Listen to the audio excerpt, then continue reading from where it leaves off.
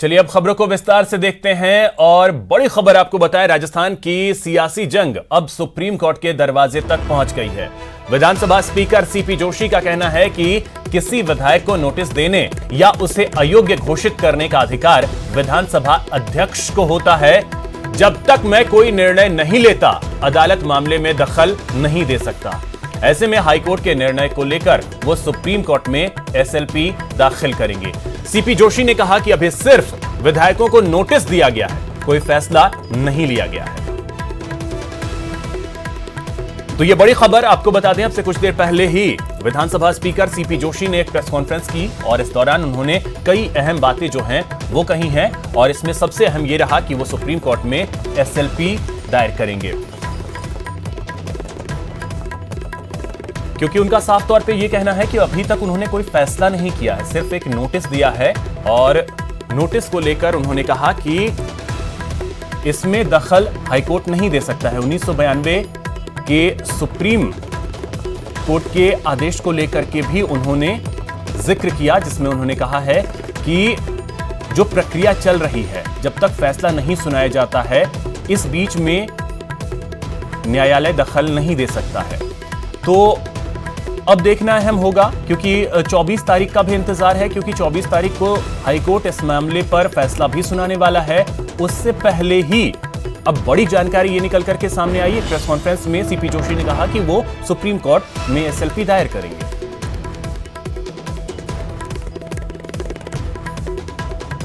इसे मैं आशा करता हूं कि जो सुप्रीम कोर्ट में हमारे एसएलपी पेश हो रही है, उस एसएलपी का कॉग्निशन होगा और उस बारे में जो भी निर्णय होगा उस निर्णय को हम स्वीकार करेंगे और निश्चित तौर पर आने वाले समय में ये एक लैंडमार्क जजमेंट होगा कि क्या संसदीय लोकतंत्र में मियर शो काज नोटिस देना ही, जो अभी तक के सेट एग्जाम्पल हैं, नियम है, जितने जजमेंट प्रोनाउंस हुए हैं, उसके कन्फर्मिटी में या उसमें बाहर में।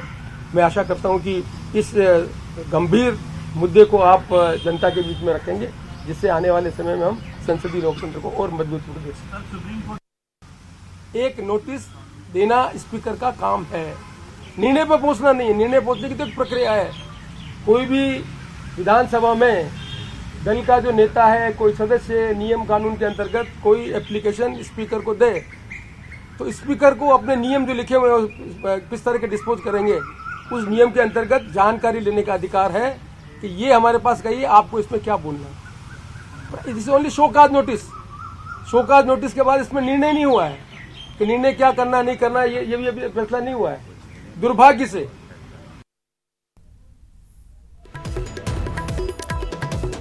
तो आप सुन रहे थे विधानसभा स्पीकर सीपी जोशी को। अब से कुछ देर पहले ही उन्होंने एक प्रेस कॉन्फ्रेंस किया और उसी दौरान उन्होंने ये सारी बातें जो हैं वो कही हैं और उनका साफ तौर पे कहना है कि ये विशेषाधिकार है स्पीकर का, एक नोटिस जो है वो दिया गया है, अभी तक कोई फैसला जो है वो नहीं हुआ है। साथ ही साथ जो डायरेक्शन शब्द है उस पर भी सीपी जोशी ने आपत्ति जताई है। हाईकोर्ट के फैसले में जो डायरेक्शन शब्द का इस्तेमाल किया गया है, तो जिसके कयास लगाए जा रहे थे कि 24 तारीख को कोई पार्टी जो है जिसे यहां से झटका मिलेगा हाईकोर्ट से, वो सुप्रीम कोर्ट का रुख करेगा। लेकिन उससे पहले ही अब स्पीकर विधानसभा के सीपी जोशी ने सुप्रीम कोर्ट में एसएलपी दायर करने की बात कही है। 1992 के केस को लेकर जो गाइडलाइंस है सुप्रीम कोर्ट के, उसको लेकर के भी उन्होंने जिक्र किया कि जब ये प्रक्रिया चल रही होती है, स्पीकर कोई नोटिस दे और उस पर जवाब आए, उसके बाद अगर एक्शन लेता है और उस पर कार्रवाई करता है और जब फैसला हो जाता है, उसके बाद उसे हाईकोर्ट में चुनौती दी जा सकती है। वो मामला हाईकोर्ट या सुप्रीम कोर्ट जहां भी है न्यायालय में लेकर जाया जा सकता है। लेकिन इन बिटवीन जब ये कार्रवाई चल रही हो, उस बीच में न्यायालय दखल नहीं दे सकता है, ये कहा है सीपी जोशी ने।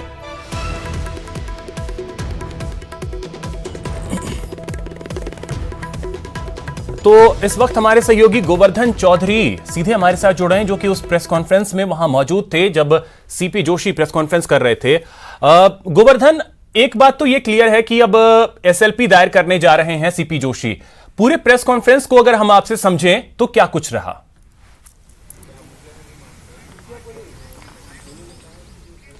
देखिए, स्पीकर सीपी जोशी की सबसे बड़ी जो आपत्ति है वो हाई कोर्ट से जो बागियों को लेकर फैसला करने के लिए 24 तारीख तक को एक डायरेक्शन जो दिए गए थे कि आप 24 तारीख तक इस पर कोई फैसला नहीं करें, डायरेक्शन शब्द को लेकर के, निर्देशित शब्द को लेकर के स्पीकर सीपी जोशी ने सख्त आपत्ति जताई है।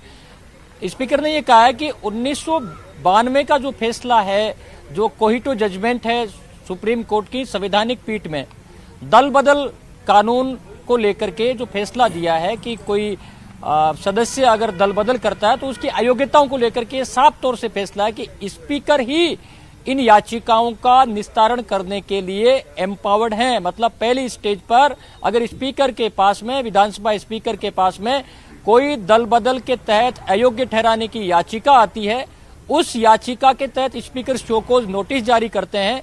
इस पूरी प्रक्रिया के दौरान कोर्ट को इंटरवीन करने का अधिकार नहीं है। स्पीकर जब तक सुन करके अपना फैसला नहीं दे दे तब तक इस प्रक्रिया के बीच में न्यायिक हस्तक्षेप नहीं हो सकता। ये स्पीकर सीपी जोशी का कहना था कि ये उनका अधिकार है कि वो अयोग्यता को लेकर के अगर कोई उनके समक्ष याचिका आती है तो उस याचिका को निस्तारित करे, लेकिन बागी सदस्यों ने उसको लेकर के हाईकोर्ट में चुनौती पेश की और कोर्ट की ओर से हालांकि डायरेक्शन आग्रह किया गया, डायरेक्शन दिए गए, उसका कोर्ट के जो आग्रह था उसका सम्मान किया गया। स्पीकर का यह कहना था कि सम्मान का मतलब यह नहीं है कि इसको परंपरा बना दिया जाए, वरना जो विधानसभा स्पीकर की जो ऑथोरिटी है वो एक तरह से किसी न किसी रूप में चैलेंज हो रही है कि स्पीकर को अपने समक्ष जो याचिका आई है उसको निस्तारित करने का पूरा अधिकार है। हमें प्रेस कॉन्फ्रेंस के बाद एक हैंडआउट भी दिया गया है, एक तरह से प्रेस रिलीज भी दिया गया है। उसमें साफ लिखा गया है कि मुझे दिए गए निर्देश को लेकर मैं क्षुब्ध हूं। ये एक बड़ी बात है। मतलब हाई कोर्ट की ओर से उनको 24 तारीख तक इस पर फैसला नहीं करने को लेकर के जो कहा गया है, सीपी जोशी ने एज ए स्पीकर ये कहा है कि हाई कोर्ट की ओर से इस तरह के डायरेक्शन देने को लेकर के वे स्पीकर के नाते क्षुब्ध हैं और इसीलिए सुप्रीम कोर्ट में उन्होंने एसएलपी दायर करने का फैसला किया है। कपिल सिब्बल जो अधिवक्ता हैं, सुप्रीम कोर्ट के वरिष्ठ वकील हैं, वो इस पूरे मसले पर स्पीकर सीपी जोशी की ओर से सुप्रीम कोर्ट में एसएलपी दायर करेंगे। लेकिन जो मुख्य मुद्दे की बात यही है कि इस स्टेज पर सीपी जोशी का यह भी कहना था कि अब तक जो दल बदल के तहत अयोग्य ठहराने की स्पीकर्स के पास में जो याचिकाएं विधानसभाओं में आई हैं, अब तक कहीं पर भी इस स्टेज पर कोर्ट ने उनको चैलेंज नहीं किया। मतलब जब तक स्पीकर इस पर फैसला नहीं दे देते तब तक कोर्ट में इनको चैलेंज अभी तक नहीं किया, जबकि राजस्थान में इस स्टेज पर चैलेंज किया है जब स्पीकर ने उनको केवल नोटिस ही दिए हैं। और स्पीकर का ये कहना है कि नोटिस देकर के उनका जवाब लेना उनका संवैधानिक अधिकार है, उनको कोई रोक नहीं सकता। उनको ये लगा कि आगे अगर ये प्रक्रिया और आगे बढ़ती गई बिल्कुल तो और एक और चीज ये भी है गोवर्धन कि जो स्पीकर ने कहा है कि भविष्य में न्यायपालिका और विधायिका में टकराव न आए, शायद इसी को वो पहले ही भांप रहे हैं और यही वजह है कि वो सुप्रीम कोर्ट का रुख कर रहे हैं।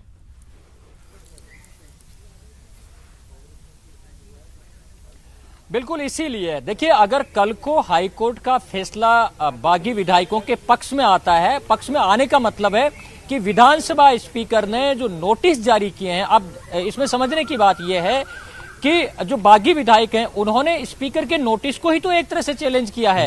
स्पीकर का यह कहना है कि नोटिस सर्व करना उनका एक संवैधानिक अधिकार होता है, संवैधानिक दायित्व भी है अधिकार के साथ में, क्योंकि उनके साथ में याचिकाएं पेश की गई है। तो आगे अगर हाईकोर्ट इसमें बागियों को राहत देता है तो फिर विधानसभा स्पीकर के नोटिस जो है उसको क्वेश करने की कार्रवाई होगी। और विधानसभा स्पीकर के नोटिस को क्वेश करने का मतलब है कि एक जो संवैधानिक बॉडी है, एक संवैधानिक संस्था है, उसके अधिकारों में इसको एक अतिक्रमण, न्यायपालिका के अतिक्रमण से जोड़ करके देखा जाएगा।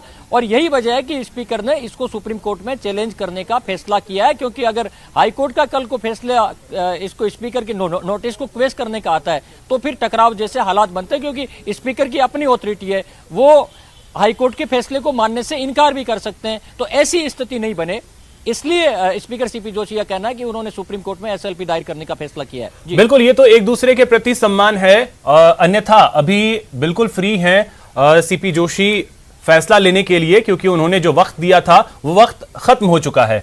एक और चीज गोवर्धन, आज ही ये एसएलपी दायर कर ली जाएगी। स्पीकर सीपी जोशी की ओर से सुप्रीम कोर्ट में एसएलपी दायर करने का जिम्मा सौंपा गया और वह आज ही एसएलपी दायर हो जाएगी। अब ये जिम्मा सौंपा गया और वह आज ही एसएलपी दायर हो जाएगी। अब ये सुप्रीम कोर्ट में पर निर्भर करता है, वहां के सुप्रीम कोर्ट प्रशासन पर निर्भर करता है कि उस एसएलपी को रजिस्टर्ड करके और आज ही उस पर सुनवाई होती है या बाद में सुनवाई होती है। लेकिन इतना तय है कि राजस्थान का ये जो सियासी संग्राम है अब अदालत से होता हुआ हाईकोर्ट, विधानसभा, हाईकोर्ट होता हुआ सुप्रीम कोर्ट तक पहुंच गया है। इस बात की संभावना पहले भी थी, क्योंकि ये मामला सुप्रीम कोर्ट से पहले इसका पटाक्षेप होना नहीं है। जिस तरह के आसार लग रहे थे, अगर स्पीकर नहीं जाते तो इस फैसले के खिलाफ कल दूसरी पार्टी भी, सरकार के जो अंग हैं वो भी सुप्रीम कोर्ट चले जाते। 24 तारीख तक का इंतजार था, लेकिन स्पीकर ने बिल्कुल गोवर्धन, इसी बीच एक बड़ी खबर बता दें। फिलहाल आपका बहुत शुक्रिया तमाम जानकारियों के लिए। कपिल सिब्बल सुप्रीम कोर्ट में स्पीकर का पक्ष रखेंगे, ये बड़ी खबर इस वक्त की आपको बता दें। जो एसएलपी दायर करने की बात अभी स्पीकर ने कही है, उसको लेकर के बड़ी जानकारी यह है कि कपिल सिब्बल सुप्रीम कोर्ट में विधानसभा अध्यक्ष का पक्ष रखेंगे। तो आज ही स्पीकर दाखिल करेंगे एसएलपी सुप्रीम कोर्ट में। अब देखना अहम होगा कि क्या आज ही सुप्रीम कोर्ट इसे लिस्ट करता है, आज ही सुनवाई होती है। ये तमाम ऐसी चीजें हैं जिसके लिए थोड़ा सा और इंतजार करना होगा, लेकिन एसएलपी आज ही दायर होगी।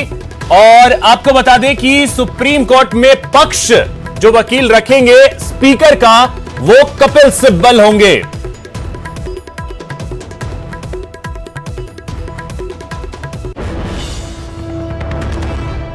सुशील पांडे हमारे सहयोगी अधिक जानकारी के साथ जुड़ गए हैं। सुशील, क्या जानकारी है, कितनी देर में एसएलपी दायर की जाएगी? जी देखिए अभिषेक, साफ तौर से जिस तरह कल हाईकोर्ट ने ऑर्डर आग्रह किया था स्पीकर से कि 24 तारीख तक कोई भी कार्रवाई ना करें, उसको लेकर कल से ही ये फिलहाल विचार बनाया जा रहा था विधानसभा स्पीकर की तरफ से। जो हमें जानकारी मिल रही थी कि उस पूरे मामले को सुप्रीम कोर्ट में चैलेंज करेंगे, क्योंकि लगातार 21 तारीख तक उन्हें मोहलत दे दिया गया था। लेकिन उसके बाद फिर स्पीकर ने कहा कि जिस तरह हाईकोर्ट ने 24 तारीख तक ये कहा है कि उनके खिलाफ कोई कार्रवाई ना की जाए, ये एक संवैधानिक संकट पैदा करेगा। क्योंकि सबसे महत्वपूर्ण बात इस मामले में अभिषेक ये देखने वाली है कि स्पीकर साफ तौर से ये कह रहे हैं कि हाई कोर्ट स्पीकर के कार्यों में किस हद तक हस्तक्षेप कर सकता है, और इसीलिए उन्होंने संवैधानिक संकट जैसी बात कही है। हालांकि कपिल सिब्बल जो है वो रिप्रेजेंट करेंगे सीपी जोशी जो स्पीकर हैं, उनका पक्ष रखेंगे, और अभिषेक मनु सिंघवी जो हाईकोर्ट में स्पीकर का पक्ष रख रहे थे वो उनको असिस्ट करेंगे। हालांकि आपको जानकारी ये भी बता दूं कि देवदत्त कामत जो एओआर हैं, उनके द्वारा ये अभी पिटीशन तैयार की जा रही है, और हो सकता है कि आधे घंटे के भीतर सुप्रीम कोर्ट में ये एसएलपी फाइल कर दी जाए।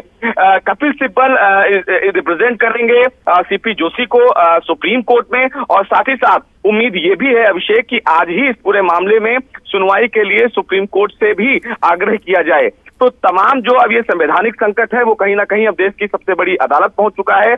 और इससे पहले भी अभिषेक आपको याद होगा तो कर्नाटक के मामले में भी यही चीजें हुई थी, जब स्पीकर ने सुप्रीम कोर्ट का दरवाजा खटखटाया था और ये कहा था कि वो कहां तक इस मामले में हस्तक्षेप कर सकते हैं। बड़ा विस्तृत आदेश था सुप्रीम कोर्ट का, क्योंकि स्पीकर एक संवैधानिक पद पर है और उनको अपना फैसला लेने का पूरा अधिकार है।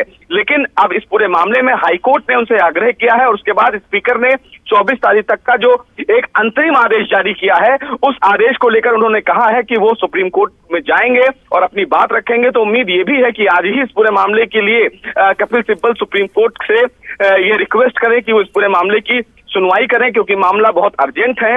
अब देखना यह है कि जब थोड़ी देर में याचिका दाखिल होगी तो क्या सुप्रीम कोर्ट इस याचिका पर आज सुनवाई करता है या नहीं। लेकिन जो हमें जानकारी है वो यही है कि आज ही सुप्रीम कोर्ट में याचिका दाखिल की जाएगी और आज ही सुप्रीम कोर्ट से इस मामले में सुनवाई की मांग भी की जाएगी। चलिए, बहुत शुक्रिया सुशील, आप नजर बनाए रखें। आज ही याचिका जो है वो लगाई जाएगी, एसएलपी आज ही दायर की जाएगी, और ये रिक्वेस्ट भी सुप्रीम कोर्ट में किया जाएगा कि आज ही इस मसले पर सुनवाई हो। गोवर्धन लगातार हमारे साथ जुड़े हुए हैं। गोवर्धन, अब अगर देखा जाए तो ये मामला जो है थोड़ा सा और ज्यादा अब पेचीदा हो गया, क्योंकि एक तरफ हाईकोर्ट पर भी नजर होगी सुप्रीम कोर्ट की, क्योंकि 24 तारीख तक के लिए यहां भी हाईकोर्ट ने रिक्वेस्ट किया है, इंतजार करने के लिए कहा था स्पीकर से भी। तो इस वजह से यह मामला जो है वो और कहीं ज्यादा पेचीदा होता दिख रहा है अब।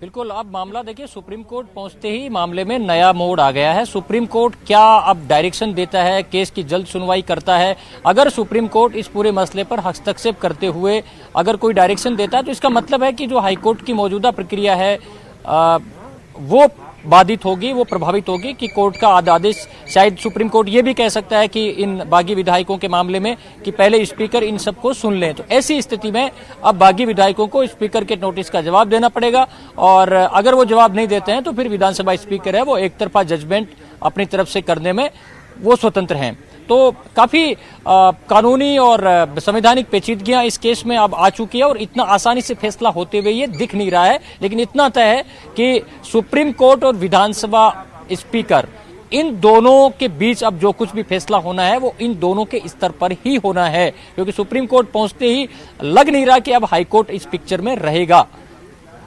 बिल्कुल, हालांकि संभावनाएं बनी हुई है। इनको यह भी कहा जा सकता है कि एक बार हाईकोर्ट के फैसले को ले लें, लेकिन ऐसा कोई दृष्टांत पुराना लग नहीं रहा है कि इस नोटिस की प्रक्रिया के दौरान कोई न्यायिक हस्तक्षेप अब तक हुआ हो। और यही पॉइंट स्पीकर सीपी जोशी की ओर से 1992 के जजमेंट, जो कोर्टो जजमेंट है दल बदल को लेकर के, उसको लेकर के सुप्रीम कोर्ट में बातें कही गई कि ये जो अधिकार स्पीकर का है नोटिस जारी करना, और उसके बाद जब तक फैसला स्पीकर नहीं दे दे तब तक इसको चैलेंज नहीं किया जा सकता। सुप्रीम कोर्ट इस पर क्या रुख अपनाता है ये देखने वाली बात होगी। बिल्कुल, बेहद अहम है ये चीज कि सुप्रीम कोर्ट का रुख जो है वो क्या रहता है, क्या आज ही इस मसले पर सुनवाई होती है आगे या नहीं, इस पर भी नजर रहेगी। वहीं दूसरी तरफ एक और चीज अगर हम इस मामले को पूरी तरीके से समझे गोवर्धन, तो जिस तरीके से नोटिस जो है वो स्पीकर की तरफ से दिया गया और उस नोटिस का जवाब देने की बजाय जो है सचिन पायलट गुट पहुंच गया हाईकोर्ट, कमोवेश वही स्थिति, मतलब इंतजार, क्योंकि जो कानून के कुछ जानकार हैं उनका यह भी कहना है कि शायद 24 तारीख तक के लिए इंतजार किया जा सकता था।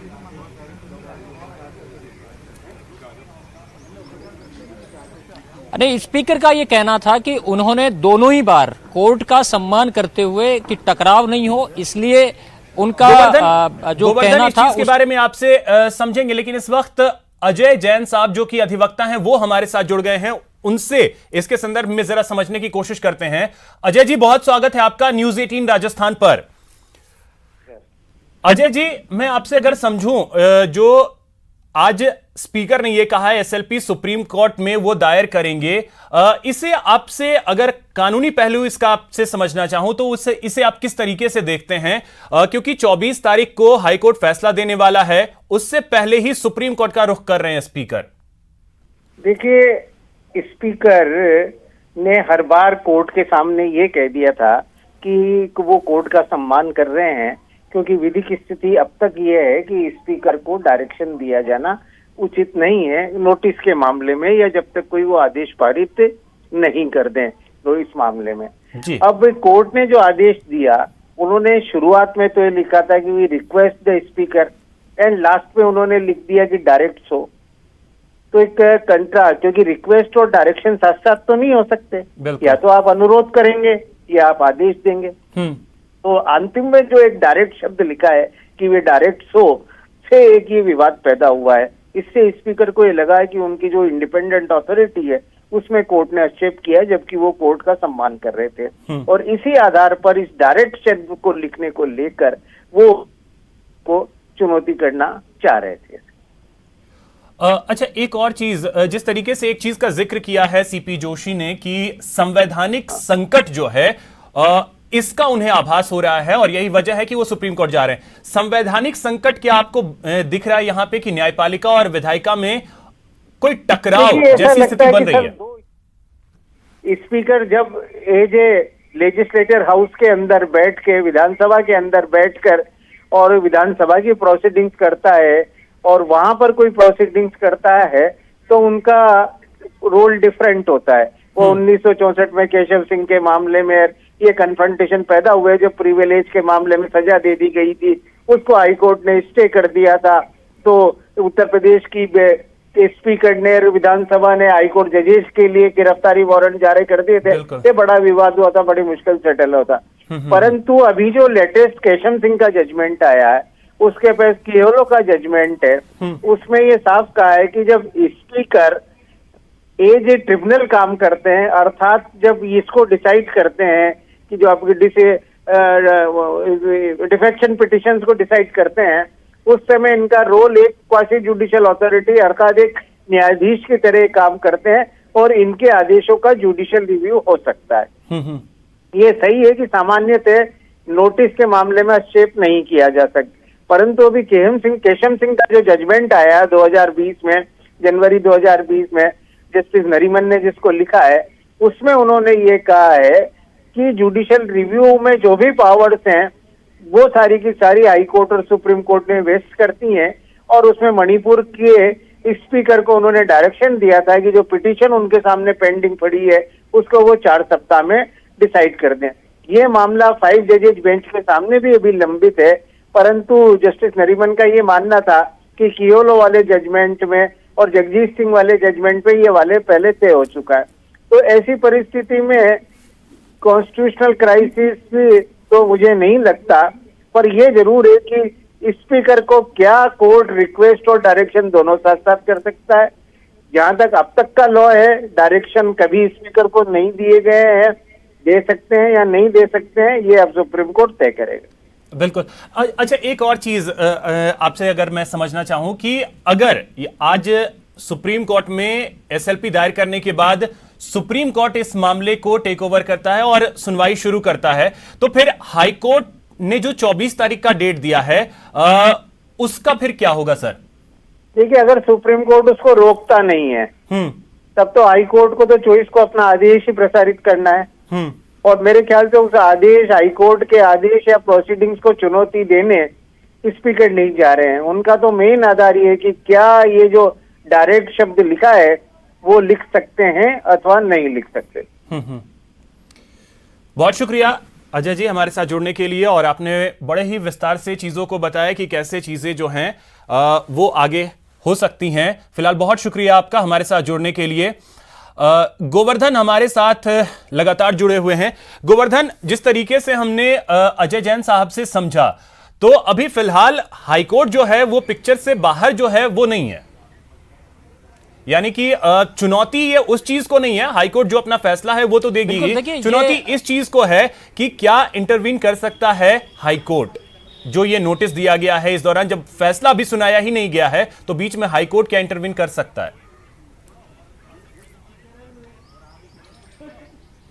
देखिए, दोनों ही स्थितियां हैं, दोनों जो महत्वपूर्ण अंग हैं, विधानसभा स्पीकर और न्यायपालिका, इन दोनों के बीच में टकराव के हालात नहीं बने, क्योंकि जो चैलेंज किया गया है स्पीकर की ओर से, वो चैलेंज ये किया गया है कि एक तो उनको आपत्ति है जो हाईकोर्ट की ओर से डायरेक्शन शब्द की जो इस्तेमाल किया हाईकोर्ट ने अपने ऑर्डर में, डायरेक्शन भी और रिक्वेस्टेड भी।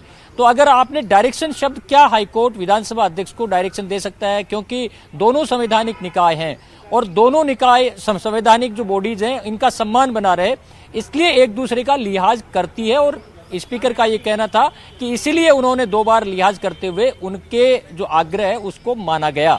लेकिन इसका मतलब ये नहीं है कि स्पीकर अपनी जो संवैधानिक बॉडी है उसके अधिकारों पर अतिक्रमण होने दे, क्योंकि आगे चल करके किसी न किसी रूप में ये टकराव तो होना ही था। ये टकराव अगर न हो, इसीलिए ये सुप्रीम कोर्ट में एसएलपी दायर की गई है। सवाल सबसे बड़ा ये है कि क्या दल बदल कानून के तहत बागी विधायकों को अयोग्य ठहराने का नोटिस देने की ये जो प्रक्रिया है, अयोग्य ठहराने का ये जो नोटिस है, उसका जवाब दिए बिना ही इस नोटिस को चैलेंज करके जो बागी विधायक है वो हाईकोर्ट चले गए हैं। स्पीकर का ये कहना है कि ये उनका संवैधानिक अधिकार है कि जब तक ये प्रक्रिया पूरी नहीं हो जाए, जब तक स्पीकर कोई फैसला नहीं सुना दे, तब तक इसमें न्यायिक हस्तक्षेप नहीं हो सकता। उन्होंने 1992 के कोहोटो जजमेंट का हवाला दिया है कि अभी तक किसी भी विधानसभा में ऐसा नहीं हुआ कि स्पीकर के नोटिस की प्रक्रिया के बीच में स्पीकर के नोटिस को चैलेंज करते हुए उस प्रक्रिया को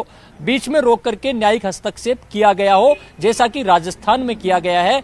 स्पीकर का, सीपी जोशी का ये कहना है कि आगे जाकर के इस पूरे मसले पर न्यायपालिका और विधायिका में टकराव हो सकता था। ये टकराव टालने के लिए वो सुप्रीम कोर्ट जाने का फैसला उन्होंने किया है कि नोटिस के बीच में कोर्ट हस्तक्षेप नहीं कर सकता। अब ये सुप्रीम कोर्ट पर निर्भर है कि उसका रुख क्या रहता है। सुप्रीम कोर्ट का रुख जो भी रहे, लेकिन हाई कोर्ट में जैसा कि अभी की पिक्चर से बाहर नहीं है, बिल्कुल ये भी एक विधि विशेषज्ञों से समझने का विषय होगा कि क्या अगर सुप्रीम कोर्ट तत्काल सुनवाई नहीं करता है तो 24 का जो आदेश आएगा उसका क्या होगा।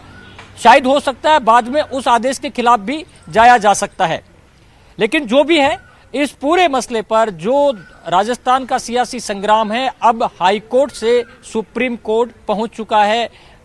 आगे जो बागी विधायक हैं वो स्पीकर के पास आने की बजाय हाई कोर्ट गए हैं। स्पीकर से जब हमने ये पूछा कि जब उनको 17 तारीख तक का वक्त दिया गया था नोटिस के जवाब देने के लिए, क्या बागी विधायक अब भी नोटिस का जवाब दे सकते हैं, तो उनका ये कहना था कि उन्होंने कोर्ट में जो कोर्ट ने फैसला दिया, आग्रह किया था, उसको मानते हुए 2 बार समय सीमा बढ़ाई है। तो हम ये अभी भी मान करके चल रहे हैं स्पीकर के इस जवाब से कि बागी विधायक स्पीकर को अभी भी जवाब दे सकते हैं। यानी अगर बागी स्पीकर के पास में जवाब नहीं देते हैं तो फिर वो एक तरफा जजमेंट देने के लिए, सुनाने के लिए बिल्कुल, क्योंकि ये अधिकार स्पीकर के पास हैं और उनका अपना क्षेत्राधिकार है कि वो चाहें तो आज वो चाहें तो फैसला सुना सकते हैं। ये सारी चीजें हैं। अब सुप्रीम कोर्ट में ये मामला पहुंचा है, अब देखना है होगा कि आगे चीजें क्या होती हैं। फिलहाल गोवर्धन, बहुत शुक्रिया आपका। और यहां हम रुकेंगे एक छोटे से ब्रेक के लिए।